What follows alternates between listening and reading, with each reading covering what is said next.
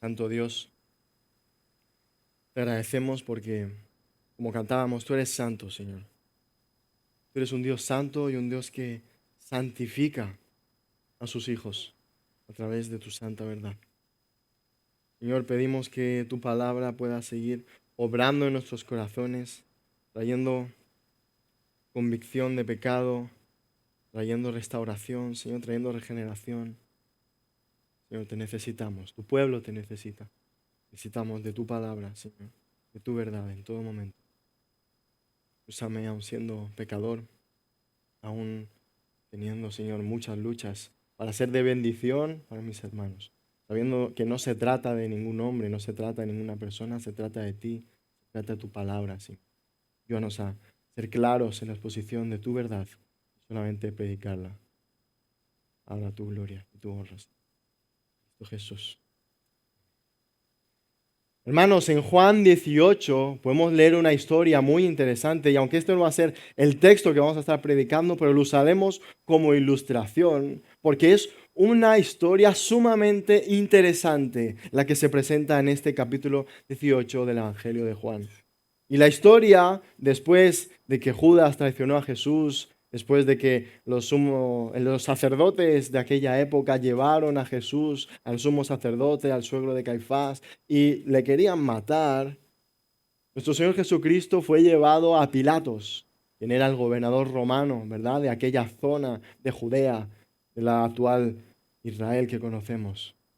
Y el Señor, en aquel momento, había aceptado la voluntad de Dios, ¿verdad?, de sacrificar su vida por su pueblo.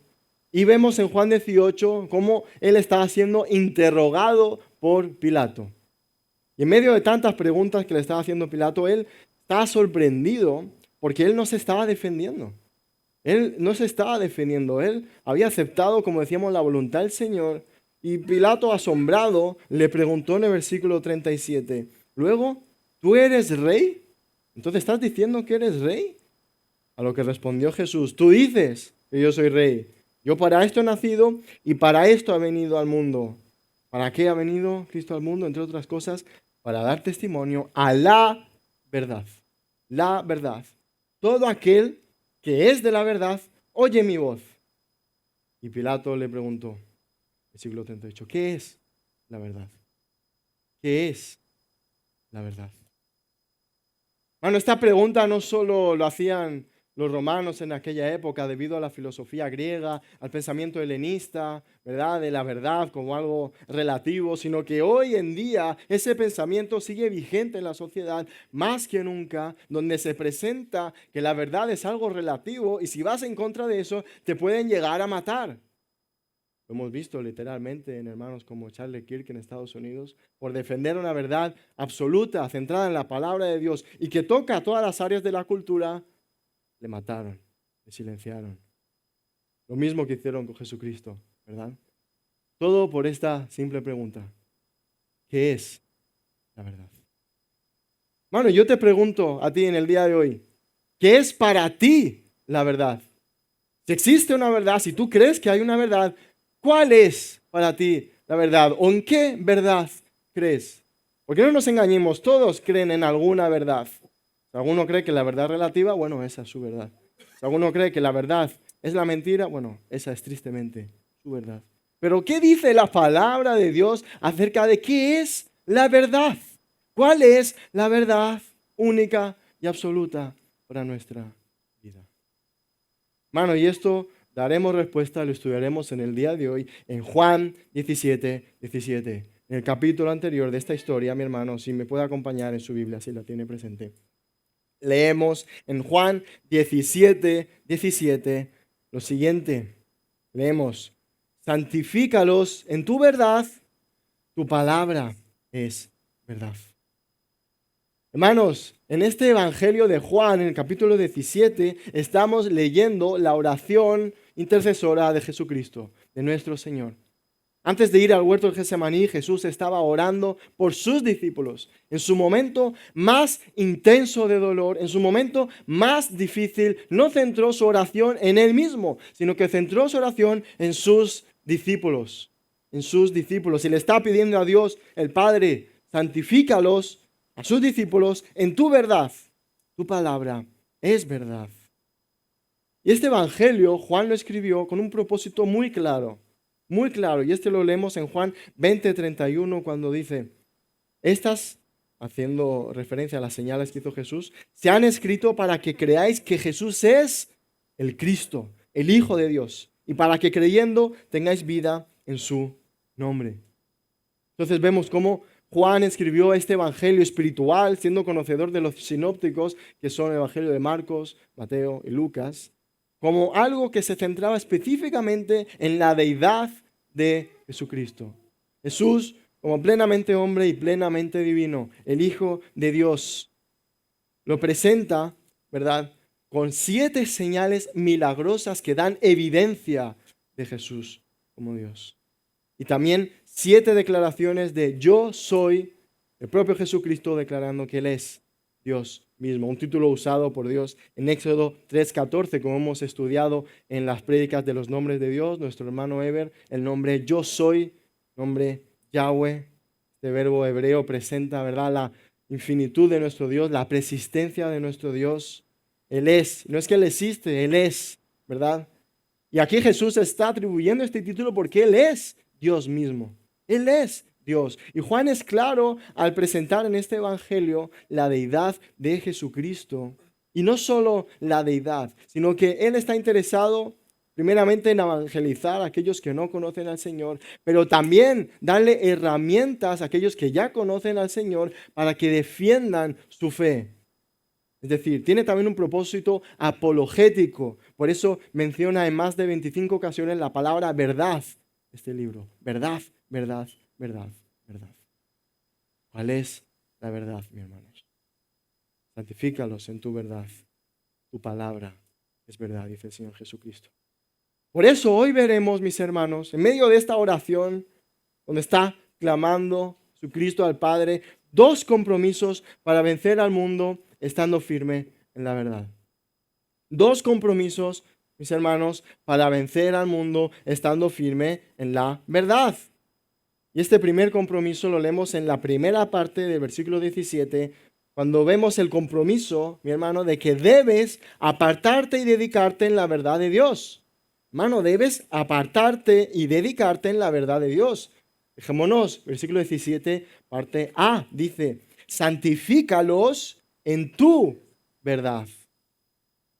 Bueno, es curioso porque como hemos comentado al principio, Jesús está intercediendo por sus discípulos, está clamando por ellos y en medio de ese clamor a Dios, Él anteriormente, si podemos verlo en su contexto más amplio a partir del versículo 1 del capítulo 17, está pidiendo a Dios que los guarde del mundo. Está haciendo una relación antagónica a nuestro Señor Jesucristo, que ya viene también de manera más específica a partir del capítulo 14, sobre cómo sus discípulos, aunque estaban en el mundo, no eran del mundo. Está clamando nuestro Señor para que los aparte del mundo, los guarde del mundo. Pero no solo a ellos, sino también a nosotros. ¿Por qué? Porque ora por aquellos que van a creer por la palabra de los apóstoles. Esto lo leemos en Juan 17:20. Está orando también por ti y por mí, mi querido hermano. Fijémonos. Dice, mas no ruego solamente por estos, los discípulos más cercanos, sino también por los que han de creer en mí por la palabra de ellos. Entonces, hermanos, céntrate en que en este pasaje Jesús está orando específicamente por tu vida.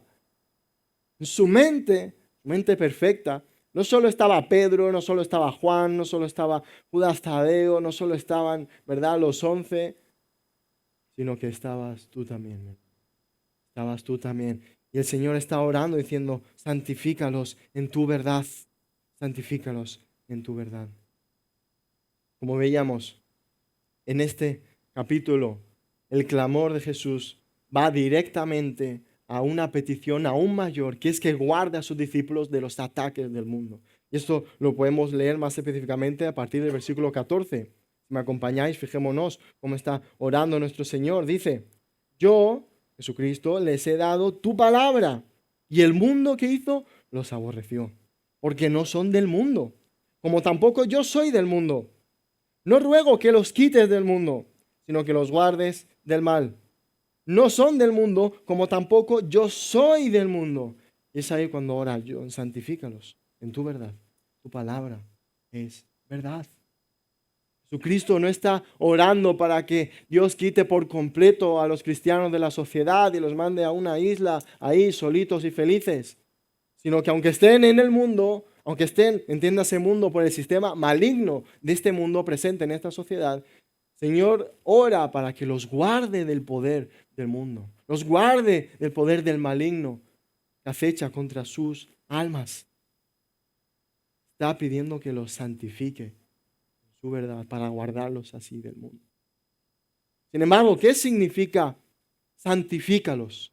Es un término muy cristiano, ¿verdad? Muy de cultura cristiana que se repite, vive en santidad, santifícalo, santifícame. Pero realmente, ¿qué implica pedirle a Dios que nos santifique? ¿Qué implica esta oración cuando Jesucristo está pidiendo santifícalos en tu verdad? ¿Qué implica? Hermano, este término también se puede definir como consagrar, dedicar, por ende, santificar. Este verbo en el original se asocia a la perfección de Dios, totalmente apartada del mal. Aquí está la idea, es algo que está apartado del mal, algo que no está mezclado con el mal, sino que está apartado de lo malo, del pecado. Fijémonos, el apóstol Juan relata en la oración de Jesús cómo él usa dos veces más este mismo verbo, un poco más abajo, en el versículo 19. Juan 17, 19 dice: y por ellos yo me santifico a mí mismo, para que también ellos sean santificados. ¿En dónde? En la verdad de Dios. Jesús está orando por sus discípulos y reconoce que Él está realizando esta obra de santidad a sí mismo, para que Dios santifique a sus discípulos en la verdad. Entonces aquí vemos claramente cómo la obra en sí misma de la santidad no proviene de los discípulos, sino que proviene de Dios. Es Dios el que santifica, es Dios, en este caso Dios hecho carne, el que pide al Padre que Dios los santifique, y los que reciben esa acción de santidad son los discípulos, son los receptores de esta obra de santidad, de ser apartados del mal. Entonces, mis hermanos, este término lo podemos definir como algo así: apartar y dedicar para ser santos. Cuando aquí Jesús está clamando, santifícalos en tu verdad, está orando: Señor, aparta a mis discípulos en tu verdad, dedícalos en tu verdad para que sean santos. Es decir, conságralos en tu verdad para que sean santos. Y la implicación de ser santo es ser más como Jesús, menos contaminado con el pecado y más como Jesús. Esta es la obra progresiva de santidad que viene después de la salvación, ¿cierto? Si no hay salvación, es imposible que haya santidad. Puede haber un moralismo, tal vez, alguien que se comporta mejor que otro. Pero sin una obra salvífica, sin una regeneración del Espíritu Santo, es imposible que haya una santidad. Por eso Jesús ora por sus discípulos, los cuales ya habían sido lavados por la palabra, los cuales ya estaban teniendo, ¿verdad?, esa obra del Espíritu Santo regenerando sus corazones, aun a pesar de sus pecados, aun a pesar de que después Pedro lo negó. Pero ya había sido iniciada esa obra y les pide: Señor, santifícalos, porque les queda mucho. Santifícalos, que puedan ser más parecidos como tú, menos como el mundo. ¿Para qué? Para que sean guardados del poder del mundo que está acechando contra ellos. Esto es lo que está orando Jesucristo, no solo por sus discípulos cercanos, sino por ti también. Está pidiendo que Dios te aparte, te dedique en la verdad de Dios. Es decir, te consagre de manera completa, no un poquito, no 15 minutos al día, no una hora en el domingo, sino que te dedique y te aparte completamente en la verdad divina, la verdad de Dios. Por ejemplo, mi hermano, para que entendamos cómo es que sucede esto. En los exámenes de acceso a la universidad, o cuando alguien va a sacarse una oposición, un examen complicado de estudiar, lo normal es que los estudiantes pues se dediquen a eso como mínimo unos 6 meses antes, como mínimo, ¿no? Hay algunos que están todo el año estudiando, depende. Hay incluso gente que está 4 años estudiando para una oposición, depende de la dificultad también. Pero aquí el asunto es que esos estudiantes se están consagrando a ese examen. Es decir, se están apartando totalmente todas sus horas, todos sus esfuerzos para estar estudiando en ese examen, descansar correctamente para estudiar ese examen. Y hay dos tipos de estudiantes en este caso. No sé qué tipo de estudiante has sido tú. Yo he sido de los que lo dejaba a última hora. Y esos de la última hora, la verdad es que lo más probable, como no se consagran, no se dedican, llega el momento del examen, a ver si suena la flauta y ¿qué ocurre? Suspenden, lo más probable, suspenden. Pero también están aquellos estudiantes que 6 meses antes se levantan a las 8, están ahí estudiando, tienen su rutina. Cuando sus amigos le dicen, oye, vente a tal fiesta, no, no puedo, es que tengo que estudiar. Oh, madre mía, qué aburrido este. Pero luego los resultados, están que el tío aprueba, la persona aprueba. Bueno, mi hermano, de la misma manera, Señor Jesús está orando para que tú estés consagrado a la verdad de Dios, para que cuando llegue el momento de la prueba que vendrá, que estará, tú no suspendas el examen. Tú no seas reprobado, para que Satanás no te zarandee así como hizo con Pedro, para que puedas aprobar ese examen divino de la prueba. Pero para esto, hermano, debes estar consagrado en la verdad de Dios. Si no, recordar lo que le pasó al apóstol Pedro. Él dijo con toda su fuerza, no, Señor, yo iré contigo hasta donde sea. Yo soy fuerte, yo te quiero. Y le dijo Jesús, mira, ¿sabes qué? Satanás me ha pedido tu cabeza para zarandearte y me vas a negar. Pero, ¿qué le dijo Jesús al apóstol Pedro? Yo he orado por ti. Yo he orado por ti. Porque cuando seas restaurado, restaures a tus hermanos. Hermano, de la misma manera, el mundo está acechando contra tu vida. Como hemos visto en los jueves, hay 3 enemigos los cuales están todo el día ahí atacándonos. El primero, nuestra carne, nuestra propia carne nos ataca. Después está Satanás y el mundo. Y esos 3 enemigos están confabulando todo el rato para que tú caigas en pecado, para que tú te apartes de la iglesia, para que tú no te congregues, para que tú no estudies la palabra, para que tú no ores, para que tú no seas dedicado a la verdad, sino seas dedicado a otra cosa, incluso buena, como pudiera ser el trabajo. Pero aquí Jesús está diciendo, dedícalos primeramente a tu verdad, a tu verdad. Hermano, aun trabajando para la gloria de Dios, puedes estar dedicado a la verdad de Dios. De hecho, dice la palabra, el que no trabaje no coma. Pero aquí está en un orden de prioridades. ¿Dónde está nuestra prioridad? ¿Dónde está tu prioridad, mi hermano? ¿Es ser santificado? ¿Es ser apartado en la verdad de Dios? ¿O es tener mayor éxito laboral? ¿O es tener una mejor situación económica? ¿Es tener mejores estudios? ¿Tener una familia? Que no está mal, pero el propósito principal por lo cual Jesús está orando no es santifícalos en una mejor vida. Santifícalos en menos problemas. Santifícalos en una estabilidad económica. ¿Santifícalos en qué? En tu verdad. Juan 17:17, santifícalos en tu verdad. Y esta obra de santidad, mi hermano, es la obra suprema a la cual la iglesia está llamada. Y esto lo vemos en 1 Pedro 1 del 15 al 16. Porque como Dios es santo, vosotros sed santos. Como Dios es santo, Él en este mismo aspecto le pide a su pueblo santidad, que no estén mezclados con el mundo. Hermano, y la única manera de cumplir este llamado es, en primer lugar, estar consagrado a la verdad de Dios. ¿Cuándo? Hermano, cuando tengas tiempo.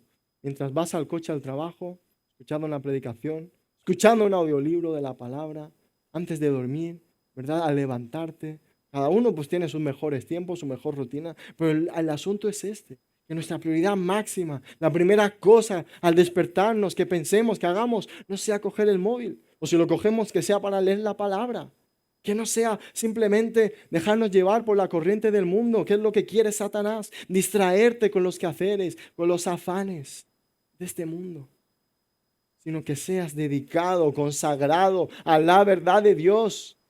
Así como el escriba Esdras en el Antiguo Testamento, en Esdras 7:10. Esta acción de apartar no es solo físicamente que estás ahí, que nadie te ve, estás metido en un monasterio estudiando. No, no, no, no. Sino que es una disposición del corazón, así como Esdras, cuando él tenía en su corazón estudiar la ley de Dios, inquirir la ley de Dios, poner en práctica la ley de Dios y enseñar la ley de Dios. Él estaba consagrado a la ley de Dios, consagrado a la verdad de Dios. No había otra prioridad en su vida que la palabra de Dios. Yo te pregunto, mi hermano, ¿es esta tu disposición? ¿Es este tu corazón, tu sentir? ¿O estás dedicado a otras cosas? Cosas pasajeras que aquí se van a quedar, por muy bonitas que sean. Una mejor casa, aquí va a estar. Un mejor trabajo, se puede acabar. Hermanos, ¿dónde está tu consagración? ¿Dónde están tus esfuerzos máximos, prioritarios? Si no es en la palabra de Dios, hermano, has de arrepentir. Has de clamar a Dios que Él ponga este corazón en ti, porque no es natural en el ser humano. Nos cuesta porque va en contra de nuestra naturaleza. Pero es el Espíritu Santo el que trae esa convicción de pecado y nos muestra que Jesús está orando específicamente por tu vida para que seas dedicado a la palabra de Dios. Por tanto, dedícate, esfuérzate en la palabra de Dios. Empieza estudiando aún mismo este Evangelio de Juan. Léelo y si no lo entiendes, hermano, pregunta a un hermano en la fe, ¿verdad? Que sea más maduro. Vea comentarios bíblicos como el de John MacArthur, muy fiable. Hermano, aquí estamos para dentro de lo posible y dentro de lo que el Señor nos capacite, para crecer juntos en la dedicación de la verdad. Pero que eso no sea una excusa. Ay, no lo entiendo. Bueno, ven a los cursos que hacemos los martes. Ay, no lo entiendo. Bueno, pues venir el jueves también. Ay, no lo entiendo. Bueno, pide un discipulado, hermano. La iglesia ha de santificarse en la verdad. Es lo que está orando Jesucristo. Para su iglesia, para sus discípulos. Hermano, y esta es la primera obra en la cual tiene que estar dedicada la iglesia de Dios. La primera obra. No solo la obra del nuevo local, que es importante y gracias a los hermanos que están ahí dedicados día a día, sábado a sábado. Hermano, es sumamente relevante, pero no es la prioridad. ¿La prioridad cuál es? Santifícalos en tu verdad. Puede ser que no tengamos local, pero si hay santidad, ahí hay crecimiento, mi hermano. Puede ser que seamos pocos, ¿verdad? Puede ser que antes, imagínate, éramos 20, ahora somos 5. Bueno, pero si hay santidad en la iglesia, hermano, ahí Dios está obrando. Ahí el Santo Espíritu está trayendo crecimiento, mi hermano. No nos engañemos. En el mundo lo que se promueve, ¿verdad? Son objetivos visibles, objetivos grandes. Por ejemplo, yo trabajo en recursos humanos secularmente, para los que no lo sepáis, y hay un KPI que significa pues unos objetivos de rendimiento que se observan a lo largo del año, donde cuanta más horas de formación se haga en la empresa, como que mejor va el asunto, ¿no? Mejor son los resultados humanos del trabajo. Eso es en el mundo, obviamente. Aquí en la iglesia, el resultado del KPI, el objetivo, no es cuanta más gente haya o cuanto mayor sea el local. Porque humanamente uno puede pensar, madre mía, empezamos en un local tan pequeñito en la plaza y ahora vamos a un centro comercial. Eso es que el Señor está obrando. No tiene por qué, mi hermano. ¿Por qué? Porque si vivimos en pecado, ¿de qué sirve un local más grande? Si hacemos lo mismo que el mundo, si no estamos santificados en la verdad de Dios y hacemos lo mismo que el mundo, ¿qué diferencia hay? Y eso no implica estar en el mismo sitio, hermano. Vivimos aquí en el mundo. Y cuando son las fiestas del pueblo, estamos aquí. No me puedo mudar a otro pueblo. Estamos aquí. Y no hay ningún problema.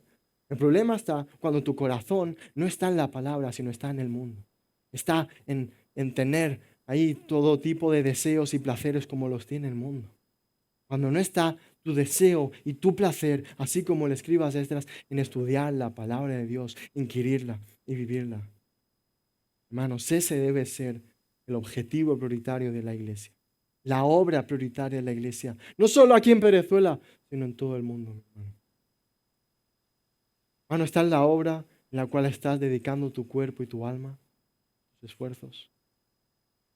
Hermano, nos queda mucho. Yo creo que nadie podría decir, sí, yo estoy dedicado al 100% a la palabra. No, nos queda mucho. Pero el punto es ese, reconocer ese pecado y pedirle a Dios que nos ayude. ¿A qué? A santificarnos más en la verdad. Y solo la palabra te va a ayudar a dejar de lado ese pecado que tanto te cuesta dejar. Solo la palabra. Hermanos, recordemos, estamos estudiando 2 compromisos para vencer al mundo estando firme en la verdad.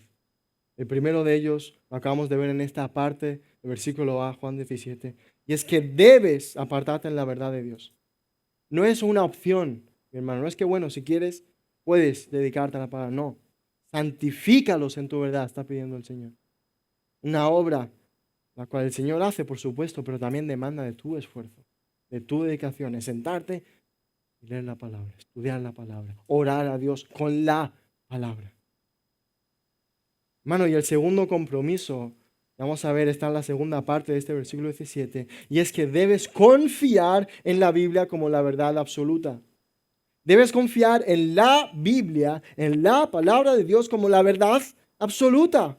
Dice Juan 17, la parte B, tu palabra es verdad. Está diciendo el Señor Jesús que Dios aparta a sus discípulos en la verdad. ¿Y cuál es esa verdad? La palabra de Dios. La palabra de Dios es esa verdad. Y no es una verdad. Fíjate lo que dice el versículo. No está diciendo el Señor Jesús, tu palabra es una de las muchas verdades que pueden santificar. No. Tu palabra es verdad. Tiene como atributo la verdad. No contiene una verdad. Es la verdad, mi hermano. La palabra de Dios es lo único que puede santificar tu vida, lo único que puede apartarte del mal. Y es lo que está pidiendo en este caso Jesús por sus discípulos, sabiendo que iban a venir pruebas. Pero en el capítulo anterior, en el final de Juan 16, Jesús les dice, aunque tengáis tribulaciones en este mundo, confiad, tened paz, porque yo he vencido al mundo. ¿Y cómo tú puedes vencer al mundo? Con la palabra de Dios, mi hermano, santificándote en la palabra de Dios, buscando día y noche la palabra de Dios.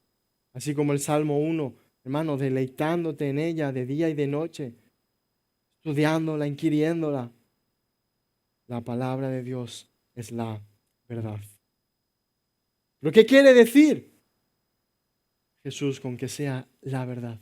Con que sea verdad. ¿Qué es la verdad? Te pregunto, así como Pilato preguntó a Jesús. ¿Qué es la verdad? Bueno, primero hay que definir lo que no es verdad, y esto es la mentira. En primer lugar, la verdad es lo contrario a la mentira, ¿no es cierto? Y la mentira es lo erróneo, lo falso, algo que no concuerda con la realidad. Eso es la mentira. Entonces, por lo contrario, la verdad también se puede traducir como veracidad o sinceridad. Es algo que está empíricamente comprobado con que concuerda con la realidad que ambos observamos y vemos. Fíjate cómo lo define un diccionario bíblico. Dice, la verdad es aquello que concuerda con lo que realmente sucede. Hechos que se corresponden con la realidad, ya sea histórica, en el continuo de tiempo o espacio, o una realidad eterna no limitada por los hechos históricos. Es decir, es algo objetivo, empírico, que todos pueden ver y observar de manera real que concuerda con la realidad. Hermano, y este término de verdad, como decíamos al principio, el apóstol Juan lo usa casi 30 veces a lo largo de este evangelio. Y es porque tiene un deseo intenso de mostrarle a sus lectores cómo el Señor está presentando una única verdad. La palabra de Dios es verdad, pero también nuestro Señor Jesucristo es la verdad encarnada. Dice así, Juan 14:6. Jesús le dijo, yo soy el qué, el camino, ¿qué más? La verdad y la vida. Nadie viene al Padre sino por mí. Hermano, Cristo, la segunda persona de la Trinidad, se encarnó, vino a este mundo para mostrarnos, entre otros muchos propósitos, la verdad hecha carne, la verdad encarnada, la verdad con patas, por así decirlo, ¿no? Hermano, ¿quieres ver la verdad? Hermano, mira tus ojos en Jesucristo y vas a ver la verdad divina, vas a ver el camino divino al Padre, vas a ver la vida eterna al Padre. No hay muchos caminos a la verdad, como dicen algunos. No es que, bueno, todas las religiones son caminos distintos, no. No es así, mi hermano. No es así, tristemente. Bueno, pero gloria a Dios que Él nos muestra ese camino, ¿verdad? Gloria a Dios. Porque es un engaño satánico decir, no, hay muchas verdades. Tú puedes creer la que quieras. No, mi hermano, eso es imposible. Eso de hecho va en contra de las propias reglas de la lógica o aún de la filosofía. Si yo te digo, yo me llamo Joao, y luego otra persona te dice, no, ese se llama Pedro, ¿quién tiene razón? Bueno, tienes razón, en este caso yo, pero porque te puedo enseñar un documento, en este caso el DNI, por ejemplo, que dice, me llamo Joao. Ah, vale. Se ha comprobado empíricamente que esa persona se llama Joao. De la misma manera, hermano, este documento, lo cual Dios lo ha preservado durante miles de años, muestra empíricamente la evidencia suprema de que la palabra de Dios es la verdad absoluta. Y si tú no crees en esa verdad absoluta, hermano, déjame decirte que estás en problemas. Estás en problemas porque si la palabra de Dios no es la verdad que manda tu vida, será otra cosa lo que mande tu vida. Será otra cosa lo que mande tu vida. Y si no es la verdad, es la mentira. ¿Y a quién le gusta vivir engañado, mi hermano? ¿A quién le gusta vivir en una mentira? Yo creo que nadie. Por eso mismo, Jesús está orando por sus discípulos. Santifícalos en tu verdad. Santifícalos, perdón, en tu verdad. Y la palabra de Dios es verdad porque Dios mismo la ha inspirado. Y aunque hay textos de la palabra que son difíciles de saber qué está diciendo, eso no significa que haya más de un significado. Puede ser que uno esté equivocado en el significado que se piensa acerca de la verdad de Dios, pero eso no significa que, bueno, hay muchas verdades y todas coexisten. No, eso es imposible. Si hay una verdad absoluta, no puede haber dos verdades absolutas. Hay una. Puede ser que como humanos pecadores que somos, algo lo estemos viendo equívocamente y no entendemos realmente cuál es la verdad explícitamente en algún texto específico. Pero recordemos, hermanos, la palabra de Dios es verdad, una verdad. No son varias verdades, es la verdad de Dios, la verdad de Dios. Y créeme, es posible llegar a esa verdad, hermano. ¿Por qué? Porque tenemos al Espíritu Santo que nos guía. Tenemos herramientas que el Señor mismo ha propiciado a lo largo del tiempo para poder estudiar la palabra de Dios de manera empírica, de manera suficiente. Su palabra es suficiente, mi hermano. Su palabra es verdad. Y este atributo significa que todo lo que hay en la palabra, desde Génesis hasta Apocalipsis, es verdad. Es verdad. Y por lo tanto, vemos en este atributo de verdad dos características de la palabra de Dios. Y el primero de estas características es que la palabra de Dios es inerrante. ¿Qué quiere decir que es inerrante? Que no contiene ningún error. Por ejemplo, si la palabra de Dios dice que el mundo, todo lo que vemos, el universo, ha sido creado en 6 días, y la teoría de la evolución dice en millones de años y de manera aleatoria, ¿quién tiene la razón? La palabra de Dios. No, pero es que dicen, bueno, es una teoría. ¿Eso dónde se ha visto? ¿Dónde se ha comprobado? Yo no he visto una vaca convertirse en un, no sé, en un caballo, un pescado en una legua. Eso es imposible, no se ha visto. Bueno, entonces, mis hermanos, la palabra de Dios presenta una verdad y aunque un científico súper moderno diga lo contrario, adivina quién tiene razón. La palabra de Dios. Eso no significa ser ciegamente locos por la palabra, sino significa tener una fe probada y comprobada de que la palabra de Dios, todo lo que dice, es real, es verdadero. Todas las profecías que se han hecho acerca del Mesías de Jesucristo se han cumplido. ¿Eso qué significa? Es Dios mismo el que ha inspirado esta palabra. Y las cuales aún no se han cumplido, se cumplirán en el futuro, mis hermanos. Y esto lo creemos. La iglesia de Dios ha de creer en esto, ha de confiar en la palabra de Dios como la verdad absoluta, mi hermano. Y como la palabra de Dios es inerrante, es decir, no tiene error, la palabra de Dios es infalible. ¿Qué quiere decir esto? Que como no tiene errores, no lleva a nadie al engaño o al pecado, sino que lleva a la santidad a sus discípulos. Fíjate lo que dice Juan 17:17, una vez más. Santifícalos en tu verdad, tu palabra es verdad. Hermano, si tú pones en práctica un principio, la palabra de Dios, es imposible que te lleve al pecado. Es imposible. Otra cosa es que puedas sufrir. Obviamente, el propio Jesús así mismo lo avisa. Y el propio Santiago dice, mira, tened por sumo gozo cuando estéis por diversas pruebas. La prueba es un hecho en la vida del cristiano, pero la santidad, hermano, es también un hecho cuando se busca la palabra de Dios. Cuando tienes una decisión difícil por tomar en tu vida, hermano, no vayas al gurú, al coach de los tiempos, al psicólogo. Se lo dice alguien que ha estudiado psicología. Ve a la palabra de Dios, mi hermano. En primer lugar, no te equivoques. Ve a la palabra de Dios porque solo la palabra de Dios va a poder santificarte, va a poder darte victoria sobre el pecado, va a poder guiarte, ayudarte. Y Dios también usa a otras personas para realizar esta obra. ¿Por qué? Porque Jesús mismo así lo oró, nuestro Señor y Salvador. Santifícalos en tu verdad, dedícalos. Así como aquel puritano John Bunyan que escribió El progreso del peregrino, decían de él que cuando le cortaban y él sangraba, sangraba biblina, porque estaba todo el día ahí con la palabra, o encarcelado de hecho por predicar la palabra, pero eso no le impidió de estudiar la palabra. Hermano, ¿podrían decir lo mismo de ti, por ejemplo, los compañeros de tu trabajo? ¿Podrían decir lo mismo de ti, por ejemplo, tus amigos, tus conocidos, compañeros de clase, etcétera? Santifícalos en tu verdad, dice el Señor. Hermano, no hay muchas verdades. Hay una verdad.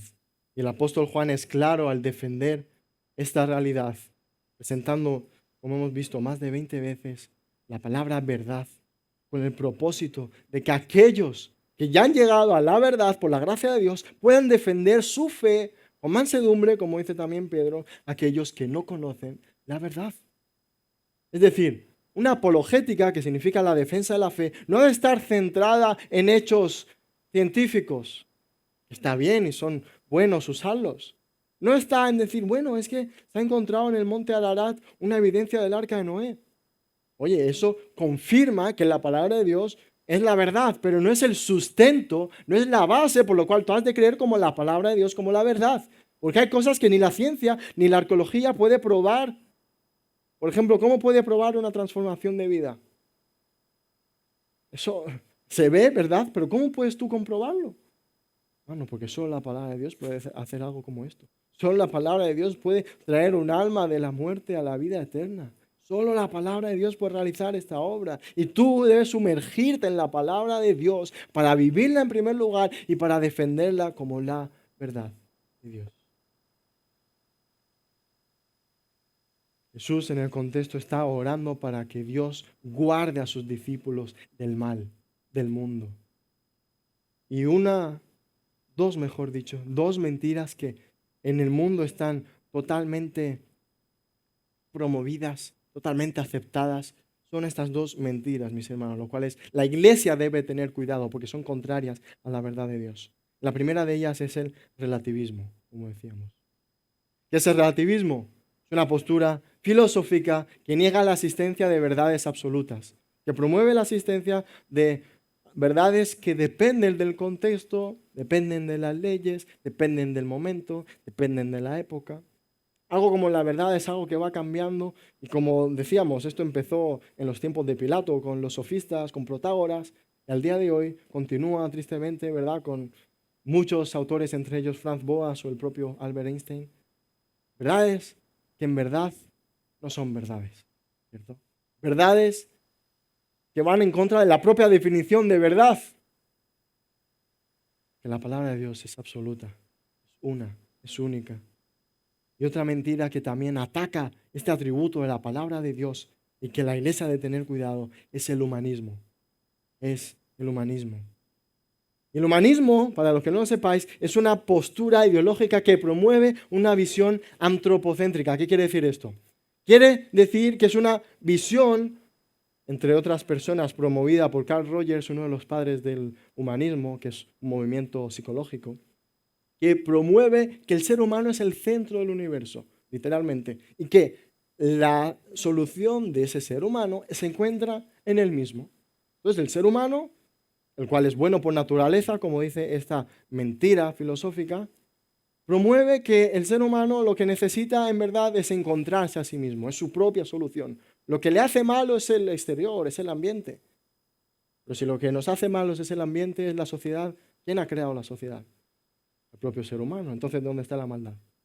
En el ser humano.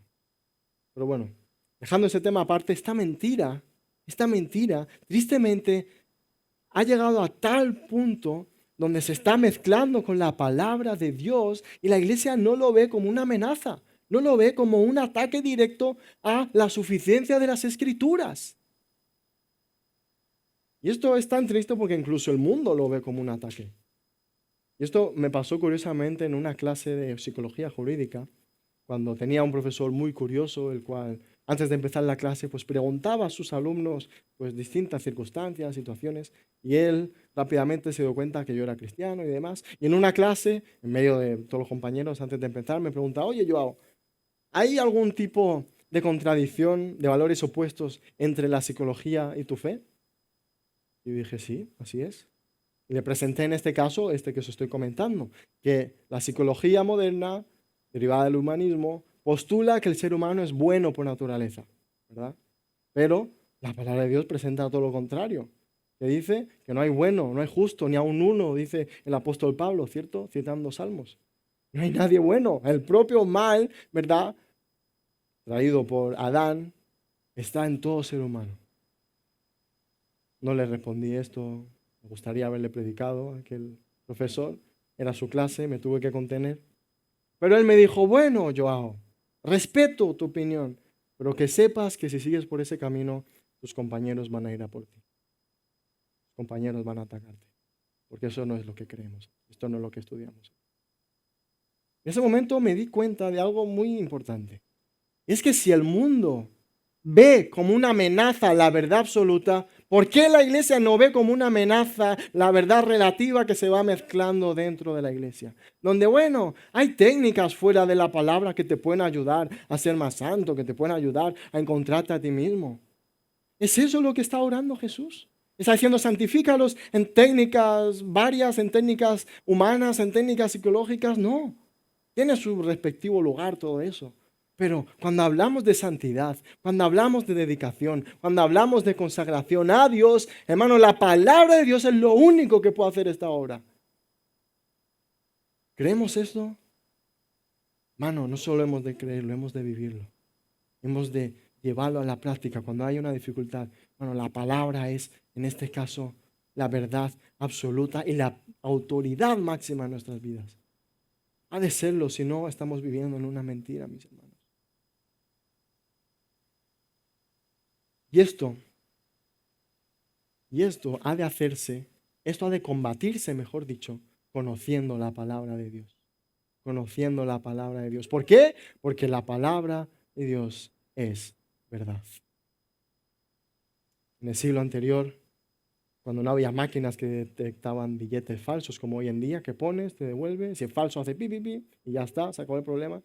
Antes no, antes pues, uno tenía que buscárselas, ¿verdad? Tenía que hacerse el listillo mirando a contraluz, tal vez, poniendo ahí un rótulo a ver cómo la tinta pues reaccionaba. Y había muchas técnicas, había dueños de locales que preferían estudiar todas las técnicas falsas que iban surgiendo para así conocerlas y detectarlas al momento.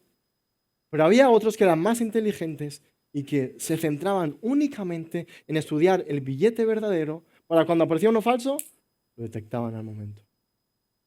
Mano, de la misma manera, tú no tienes que estar dedicado el día entero en buscando las nuevas ideologías que van surgiendo y cómo combatir cada una de ellas. Tú debes estudiar la palabra de Dios sabiendo que es la única verdad absoluta y cuando aparezca una mentira, créeme que te vas a dar cuenta al momento, al instante. De, uy, esto no es verdad. Cuando te digan, no, es que en verdad hay muchas verdades y muchos géneros y muchas opciones, tú dirás, no, la palabra de Dios no presenta eso. ¿Qué presenta la palabra de Dios? Varón y hembra los crió. Entonces, ¿dónde está el problema? El corazón humano, mis hermanos. El corazón humano que es perverso, dice Jeremías, es engañoso. El corazón humano no te lleva a la verdad, créeme. Lo único que te lleva a la verdad es la palabra de Dios. Yo te pregunto, ¿confías tú en la palabra de Dios como la verdad absoluta en tu vida? ¿O confías más en lo que dicen los periodistas de turno? Bueno, aún tristemente los periodistas tergiversan la verdad para que tú pienses algo determinado dependiendo de lo que ellos digan. Me acuerdo de un artículo que leí hace poco, bueno, gracias a Dios no leí el artículo, solo la portada de un periódico que no merece la pena ni mencionarlo, la verdad. Y cuando hubo este atentado al hermano que hemos comentado, Charlie Kirk, decían, han disparado al extremista ultraderecha Charlie Kirk. Independientemente si estás de acuerdo o no con sus ideas políticas, lo que te mueve ese periódico, lo que te mueve esa verdad, entre comillas, es que tú ya estés condicionado a pensar una cosa. Esa persona era un extremista. Por lo tanto, puede ser, se merecía ese disparo. ¿Veis qué retorcido es esto? ¿Qué perverso, mi hermano? Que ya hemos llegado al punto donde ya ni la vida humana importa, ¿verdad? Con tal de defender una mentira, con tal de que no te molesten. Porque decir la verdad molesta, mi hermanos. Decir la verdad incomoda. A nadie le gusta escuchar, oye, estás pecando. Oye, si no te congregas, estás pecando. Oye, si no vives en santidad, estás pecando, debes arrepentirte. A todos nos molesta eso y tal vez decimos, bueno, ¿sabes qué? Me voy y dejo a esta persona. Es lo que la naturaleza humana hace, ¿verdad? Así como hizo Adán y Eva cuando Dios les preguntó, ¿qué ha pasado? Están ahí escondiditos, ¿verdad? Refugiados. Los incomoda la verdad. Y esta es la condenación del mundo, que vieron la luz, vieron la verdad. ¿Por qué prefirieron? Las tinieblas. Las tinieblas. Este mundo, hermano, es despiadado, es peligroso. Y aún más, yo, por gracia de Dios, aún sigo siendo joven. Me gusta también hablar directamente a los jóvenes, no solo en reunión de jóvenes, pero también aquí en la iglesia. Mis hermanos jóvenes, recordad, Satanás no solo va directamente a todo ser humano, que también, pero específicamente va a los más pequeños porque son los más influenciables. Entonces, en tu juventud, lo que has de hacer, lo que has también de enseñar a tus hijos si eres padre, es dedicarlos a la palabra de Dios. Dedicarlos de manera completa. Si estás 8 horas ahí expuesto a cualquier tipo de barbaridad, en 15 minutos a un pequeño devocional, adivina quién va a ganar. La mentira del mundo. ¿Por qué? Porque ya oró Jesús. Esto es tan serio que el propio Dios oró por esto. Fíjate. No es como, bueno, es un ataque pequeñito. No, es serio. Aunque Dios tiene todo el poder, toda la soberanía, pero también sabemos que Dios soberanamente, ¿verdad?, delimita el poder que tiene Satanás, el cual va directo a atacarte. Y aunque Dios lo usa para santificar tu vida, para reconducirte a Él, debes saber que hay una guerra espiritual por el control de la verdad en la que crees. ¿En qué verdad crees tú, mi hermano? ¿En qué verdad estás consagrado tú? ¿En qué verdad estás consagrando a tus hijos, a tus hijas? Hermano, esto es serio. Esto es muy, muy serio. Pero recordemos que tenemos la mayor de las herramientas, que es la palabra de Dios. Y aún más, por su gracia traducida a nuestro idioma, podemos entenderlo.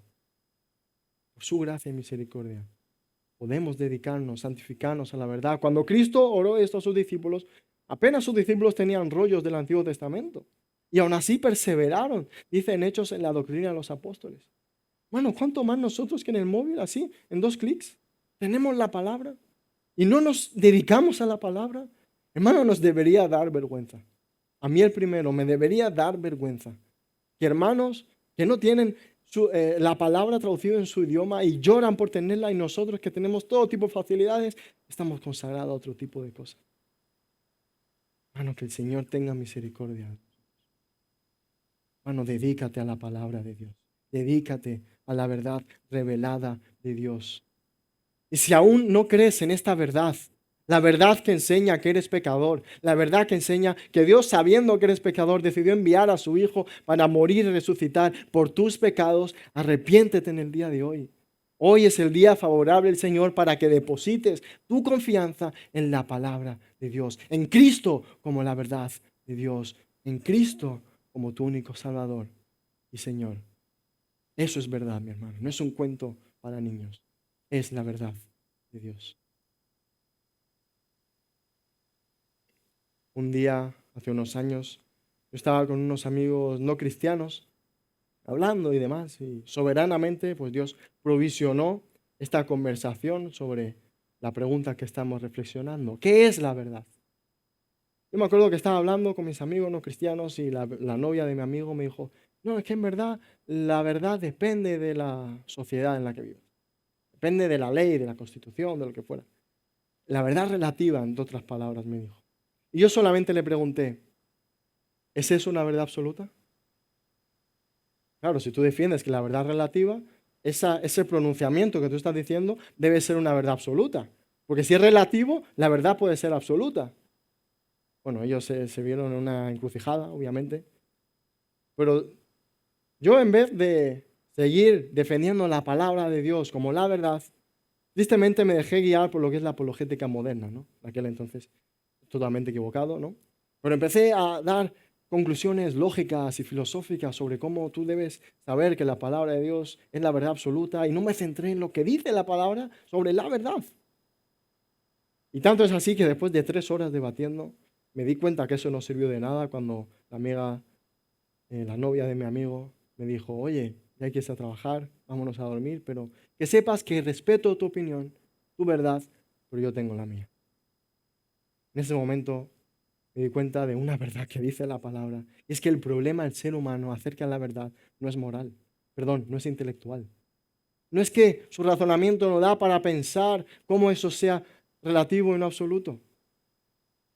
Es obvio que es absoluto, pero el problema del ser humano es moral. Así lo presenta la palabra en Romanos 1, del 22 al 25.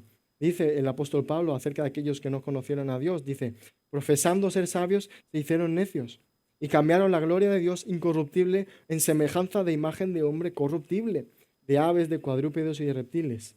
Por lo cual también Dios los entregó a la inmundicia en las concupiscencias de sus corazones, de modo que deshonraron entre sí sus propios cuerpos, ya que cambiaron, ahí está, la verdad de Dios por la mentira, honrando y dando culto a criaturas antes que al Creador, el cual es bendito por los siglos. Amén. Bueno, el problema es este. El ser humano deliberadamente cambia la verdad de Dios sabiendo que eso es verdad, porque su propia conciencia le acusa, como dice el apóstol Pablo en ese capítulo, por la mentira. ¿Por qué? Porque si hay una verdad absoluta y si Dios es la verdad absoluta, su palabra es la verdad absoluta, el ser humano está en problemas porque no puede pecar tranquilo.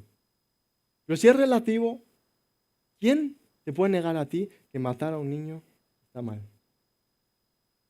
¿Quién te puede negar a ti que matar a alguien por sus ideales está mal? Todo es relativo, ¿verdad? Depende del punto de vista, ¿no? Si el punto de vista es que estoy defendiendo las ideas que promueven el progresismo en la sociedad, puede ser justificable. Bueno, ¿qué tipo de barbaridad es esa? ¿Qué tipo de mentira diabólica es esa? Tristemente es la mentira que el mundo cree y la mentira por la cual Jesús está orando para que Dios nos proteja, nos guarde de ese mal.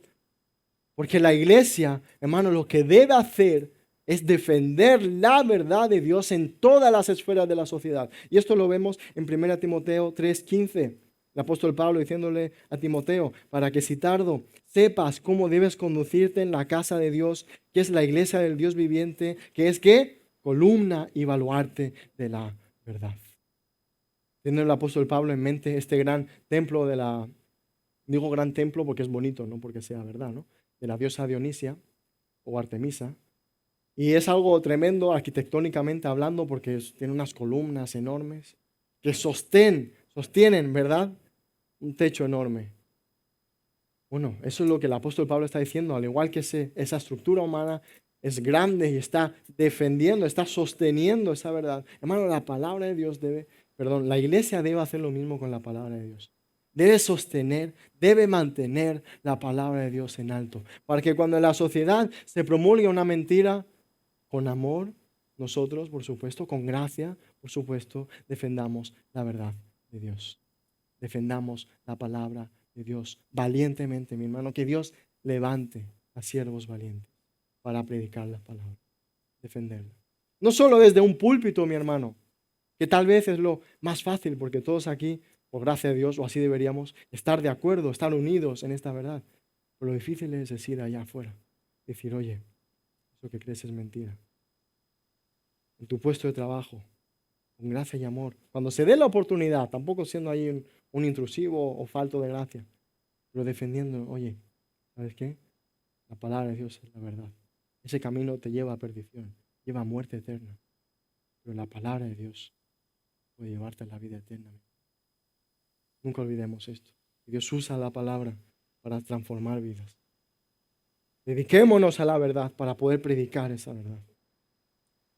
Por eso hoy hemos visto dos compromisos para vencer al mundo estando firme en la verdad.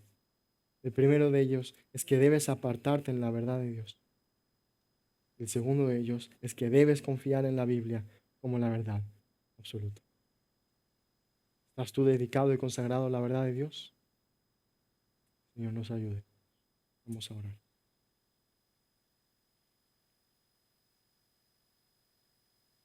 Santo Dios, palabra es la verdad. Tú, Cristo, eres la verdad encarnada.